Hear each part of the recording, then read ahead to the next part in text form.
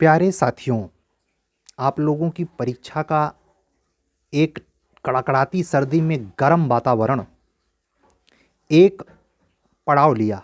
आप अपने अपने घरों में पहुंच चुके होंगे सेंटर से और अपने नए प्लान में होंगे।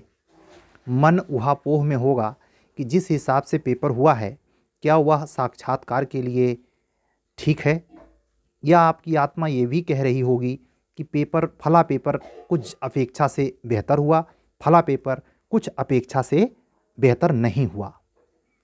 पेपर की प्रकृति का मूल्यांकन करने के बाद मैं इस खुद निष्कर्ष पे पहुंचा हूं कि सामान्य अध्ययन के पेपर में किसी भी व्यक्ति को, चाहे वो पेवर आईएएस पीसीएस का ही स्टूडेंट क्यों ना हो, अगर उसने इस परीक्षा को फेस किया है तो दावे के साथ ये नहीं कह सकता है कि वो फर्स्ट क्लास नंबर लेके गिरेगा ही।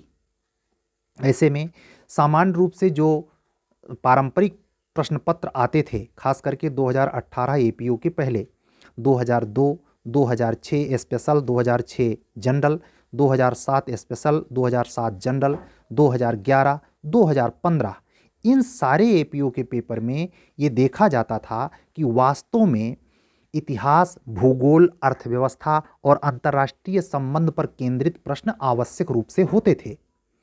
लेकिन 2018 के बाद यूपी एपीओ 2018 की मुख्य परीक्षा के प्रश्न पत्र को जब ध्यान से देखें तो आपको ये पता चलता है कि यूपी कमीशन 2018 एपीओ की प्रारंभिक परीक्षा से जीएस के पेपर में एक गुणात्मक परिवर्तन के साथ पेश हुआ।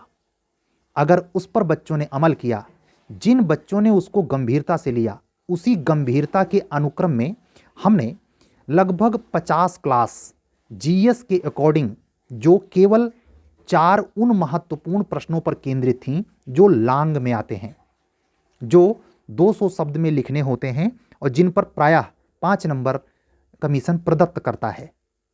इन सारी वस्तुस्थितियों को ध्यान में रखते हुए मैंने अपना एक प्रयास किया। मैं खुद इस बात के लिए कहता हूं कि वो प्रयास भी इस कमीशन के लिए सर्वपर्याप्त नहीं था। मतलब आप ऐसे समझें, कमीशन जो हाई कोर्ट ने कमीशन की इस प्रक्रिया को या इस कृत्य को हम एक तुलनात्मक दृष्टि से आपसे शेयर करना चाहेंगे। उत्तर प्रदेश उच्चतर न्यायिक सेवा की 2020 की मुख्य परीक्षा में जो जीएस के सवाल पूछे गए, वो परीक्षा तो हुई लगभग फरवरी मार्च 22 में, लेकिन आप आश्चर्य मानेंगे कि उस प्रश्न पत्र में 2020 तक का पूरा करंट उठाया गया। पेगासस प्रकरण को उठाया गया जो कब का आया था, 22 में पूछा गया। या ये भी कह सकते हैं कि प्रश्न पत्र कुछ दिन पहले से बना था, तो आप भी तो ये कह सकते हैं कि प्रश्न पत्र आपको जो कि एग्जाम 4-5 दिसंबर को होना था उसके पहले ही बन के रखा गया था। ये विभागीय बात है, इसके परिकलन या अंदाजे में नहीं जाना चाहिए।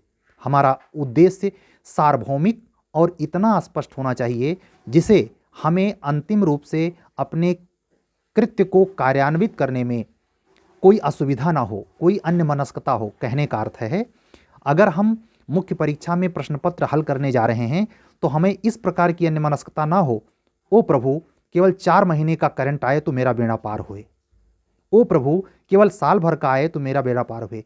अरे भाई, जब आप पिछले 10 साल से, 15 साल से, कोई तो 20 साल से इस एक्ट को इतने दफे पढ़ रहे हैं, वो तो याद होता नहीं और स्कोप उसी में से आपको हर बार क्वेश्चन नया लगता है। जैसा कि इस बार दंड प्रक्रिया संहिता के पेपर में कई प्रश्नों के साथ ऐसी अनुभूति तमाम परीक्षार्थियों को हुई होगी। हमारे अधिवक्ता बंधुओं और बहनों का मेरे पास फोन आया। प्रॉब्लम बेस्ड सवाल में, खास करके प्रोसीजर वाले पेपर में जो सवाल पूछे गए थे, आईपीसी से जो प्रॉब्लम पूछी गई थी, मैं स्पष्ट कहना चाहूँगा कि इस पेपर को दे करके जो अभियोजन अधिकारी महोदय अभियोजन अधिकारी बनकर उच्चतर न्यायिक सेवा का सपना देख रहे हैं, वो कमर कस लें। कब एपीओ का पेपर 2015 को अपवादजनक में रखिए, 2015 में कितनी बार कहूँ वो मुझसे कहलवाइए मत। 2015 एपीओ को साइड में करिए, बाकी जितना एपीओ हुआ है, सारे एपीओ में जो बच्चे चुनकर गए हैं वो पूर्वोधा ही हैं। ऐसे न उनको हल्के में नहीं ले सकते। मतलब जिन्होंने इस दंड प्रक्रिया पढ़ने में अपनी उम्र गंवाई है, जिन्होंने एविडेंस का स्पष्टीकरण रटा नहीं है, समझा है व्यवहारिक धरातल पर, उनसे सवाल कितना भी बना के घुमा के पूछा जाए वो उत्तर देते हैं। ऐसे ही आपको नहीं लगता दंड प्रक्रिया संहिता का यह प्रश्न पत्र कुछ इसी ही प्रकार के सर्वविदित तथ्यों के साथ युक्त था। कोई आश्चर्य नहीं, जो भी प्रश्न कमीशन ने एक्सपर्ट के द्वारा भेजे हैं आपके लिए और आपको हल करना पड़ा है, उसकी सूचिता तो देखें, उसके सौष्ठव को तो देखें, उसके पावर को देखें कि हर बार आपको रिपीटेड ही चाहिए। फिर भी उस दंड प्रक्रिया संहिता के पेपर में रिपीटेड हल किए जाने वाले परीक्षार्थी के लिए इतना कुछ था कि वो आराम से चयन पा जाए। समझ रहे हैं? और रही बात हिंदी और एविडेंस की, तो मैं बिल्कुल उस पर बात नहीं करूंगा, क्योंकि वो पेपर सुपर डुपर जोन में गया है और उस पर कॉमन नंबरिंग होने के भी चांस हैं। किनके बीच? जो 210 चयनित होने हैं और 300 के बीच। सब न खुशी मनाना और सब इस भ्रम में भी न रहना कि सबका बढ़िया हुआ है। ढिढोरा पीटने से सबका सही नहीं होता। आप प्रारंभिक परीक्षा में ऐसे टर टर बोलने वाले मेढकों से आप अवगत होंगे जो मेरिट को 130 बताते हैं लेकिन प्री होता नहीं है। समझ रहे हैं? कुछ इसी प्रकार से इस मेंस में भी है, जिनको इस बात का तनिक भी इल्म नहीं है, कि वो जानते कुछ नहीं है, करके भी कुछ नहीं आए हैं, लेकिन हिंदी का पेपर उनका बड़ा नॉर्मल हो गया है, सब फेंक। ऐसे बच्चे कभी भी अपना मार्कशीट अपनी बीवी तक को शेयर नहीं करते। ये कंपटीशन वो दरिया है, वो धुंध है, जिसमें कभी कभी विधाता भी चकमा खा जाता है। समझ रहे हैं?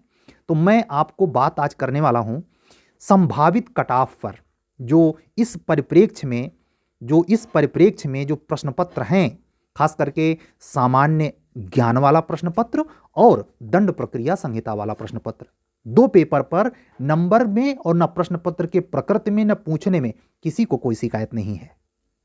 जहां कमीशन ने कुछ नवीन किया तो हम तो जेनेटिक रूप से आदी हैं कि हम बदलना चाहते नहीं।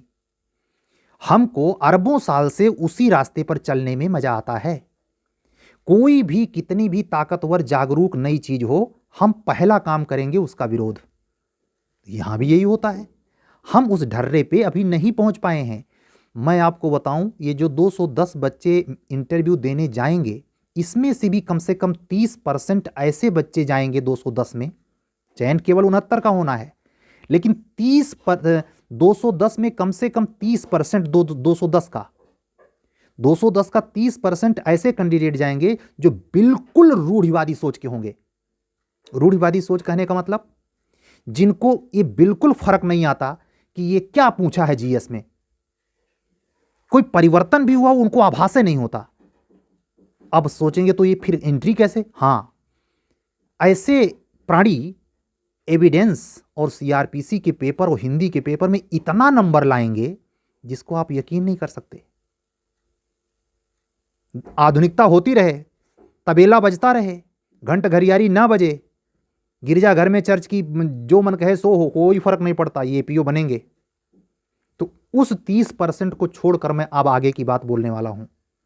70% के लिए ये जो 69 सीट में चयन होना है, जो 70% बचे, उनको इंटरव्यू परेशान नहीं करेगा।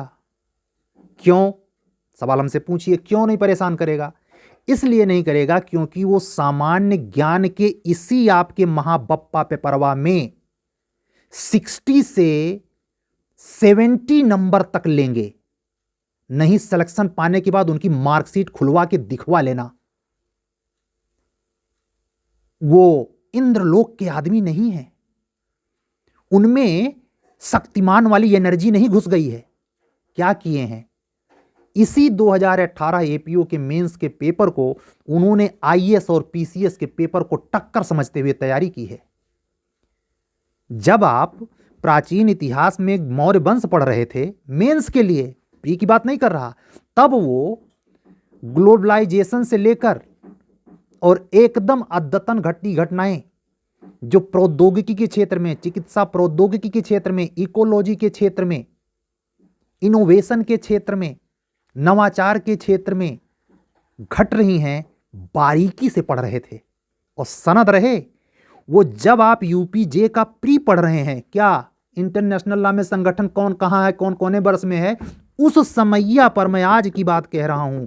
वो जुडिशरी में जाने वाले फाइनल कैटेगरी के बच्चे इस समय जीएस पढ़ रहे हैं। कैसे टक्कर लोगे भाई?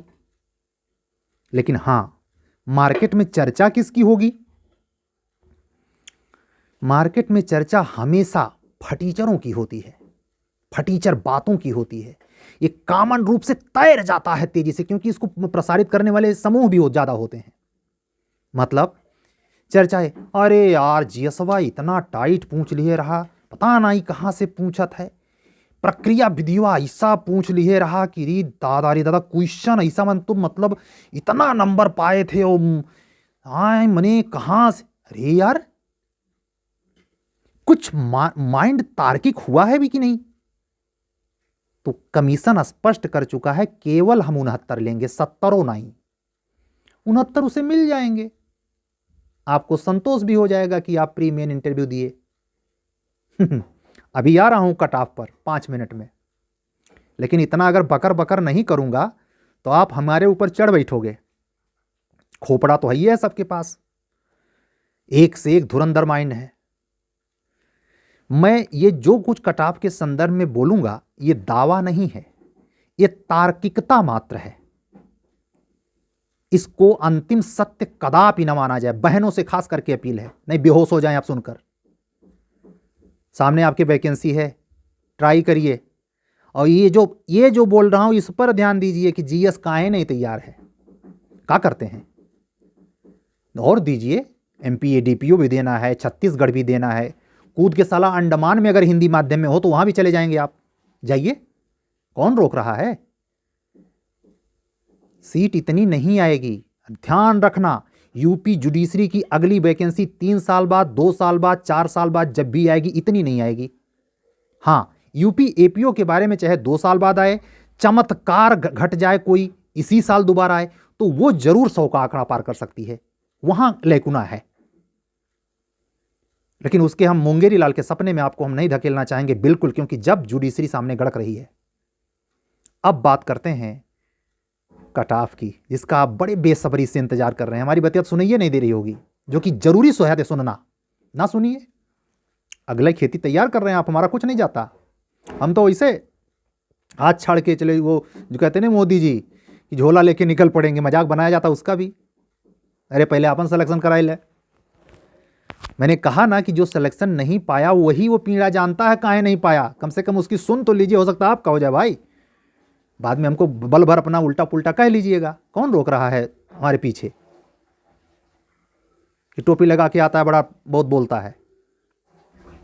अब आइए मेन ट्रैक पर। 2018 एपीयू की मेंस परीक्षा, 251 नंबर जो लड़का पाया था उसका इंटरव्यू कॉलिंग हुई थी, और 242 जो पाया था ओबीसी में उसकी इंटरव्यू कॉल हुई थी। जा करके वेबसाइट पर या कहीं से मिल जाए खोज करके देखना। और इसी के लमसम एससी था, समझ रहे हैं?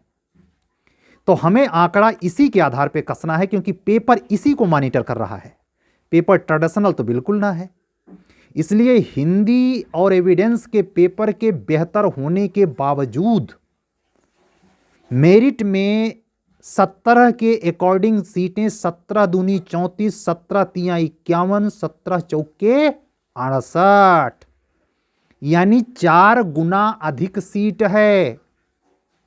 तो उसी अनुपात में मेरिट को 2-2 नंबर नीचे लाइए, 51 से नीचे एक बार लाइए, 2 नंबर नीचे हुआ, कितना हुआ चलिए बोलिए? 48। हाँ सर 48 हुआ। और 2 नीचे कीजिए 46, और 2 नीचे कीजिए, कितना हुआ बोलिए? 44, और 2 नीचे कीजिए 42। अरे रुक जाइए, बहुत नीचे मत करिए। 242 के नीचे या 242 से 2 नंबर कम, 2 नंबर ज्यादा, यह न्यूनतम कट ऑफ होगी इंटरव्यू कॉल के लिए जनरल कैंडिडेट की। और वही चीज 242 से घटाइए, 2 नंबर घटाइए, चलिए शुरू करिए। 40 और घटाइए 2 बार, 38 और घटाइए, 36 और घटाइए 34। अब ना आना नीचे, हमसे जबरदस्ती नहीं होगी। और हम इसको कतई नहीं सुनने वाले थे कि आपका ये सर दर्द कर रहा था, वो हो रहा था, ये हो रहा था। ये सब कमीशन नहीं देखता, वो बड़ा बेदर्द है, काट देगा सीधे। तो क्या हुआ तय? एससी की बात नहीं करूंगा, कि जनरल ओबीसी 242 से 2 नंबर कम 2 नंबर ज़्यादा इंटरव्यू कॉलिंग के लिए जनरल कैंडिडेट, और ओबीसी कैंडिडेट 232-34। इसके नीचे सपने देखकर चौपट मत करना अपने आप को। और मेरी तो सलाह है कि चाहे जिसकी मेरिट टंग गई हो चाहे न टंग गई हो, अगर मौका है जुडिशरी में, तो ये आपको याद नहीं रहना चाहिए कि आपने मेंस दिया है। कसम खा लीजिए, अगर आपको रोज मेरिट बना रहे हैं और रोज खोल खोल के मेंस का पेपर जोड़ते हैं, तो आप कितना पागल आदमी इस धरती पे है ही नहीं है। जो जितने जोड़ेगा वो उतने सिलेक्शन से बाहर होगा। मैं कह रहा हूं, मैं अपनी कह रहा हूं, किसी और की नहीं। खूब जोड़ा हूं, 5-5 दिन जोड़ता था, किसी मित्र का सुन लेता था, चाय की दुकान पे सुन लेता, दौड़ के आकर के पेपर उनकर, फिर इसमें इतना अगर मिल जाता। कुछ नहीं मिलता, सब लफेबाजी है। कठोर सत्य पे आइए। अगर जबरदस्ती का सिलेक्शन चाहते हैं तो कमीशन गेट नया बनवा दिया है, कमीशन गेट नया बनवा दिया है, वहीं जाकर के हड़ताल कीजिए। पुलिस का डंडा लगे तो हमको न बताइएगा। पढ़ना नहीं है, सिलेबस नहीं झांकना है, वो काटता है। जब 10 दिन बचा तब मेंस पढ़ना है और सिलेक्शनों हो जाना चाहिए। कहाँ है भाई? ठीक है, तो आज का क्रूर सत्य यहां तक। एससी बंधु 5 नंबर नीचे कर लें। एससी बंधु की मेरिट फेरिट नहीं बताना, दिव्यांगजन कोटे की नहीं बताना। ये सब मैं प्रतिस्पर्धा की बात कर रहा हूं। मैं यहां वो बाजार लेके नहीं खड़ा हूं कि सबको आश्वासन और सांत्वना दे रहा हूं, नहीं। हमारा बस चले तो मैं रिजर्वेशन के सिस्टम को खत्म करके केवल जनरल पे लड़ाई लड़ रहा हूं। दम है तो आओ। मैं उन ओबीसी और एससी भाइयों को दिल से सैल्यूट करता हूं। मुझे खुद ओबीसी का रिजर्वेशन मिलता है। मैं खुद कह रहा हूं, मैं उस ओबीसी एससी भाई को दिल से सैल्यूट करता हूं जो जनरल या जनरल से ज्यादा नंबर लेकर आता है। उसको सैल्यूट है, गिरी बाबा का। समझे? किसी को बुरा लगे फर्क नहीं पड़ता। मैं बिल्कुल बियॉन्ड जाकर के बात कह रहा हूं, बिल्कुल नहीं होना चाहिए।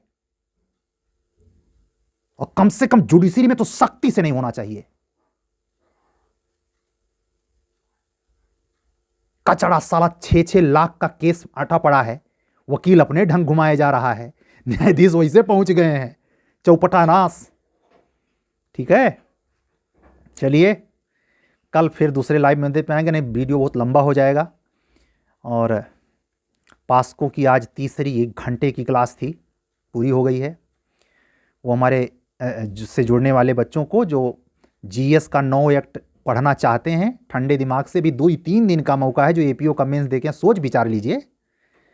पैसा भारी पड़ेगा कि गुरु भारी पड़ेगा, कि गुरु दक्षिणा भारी पड़ेगी, कि आपकी तैयारी भारी पड़ेगी, कि आपका अपना ही अनुभव भारी पड़ेगा। जो भी भारी पड़ेगा उसी का निवेश करना।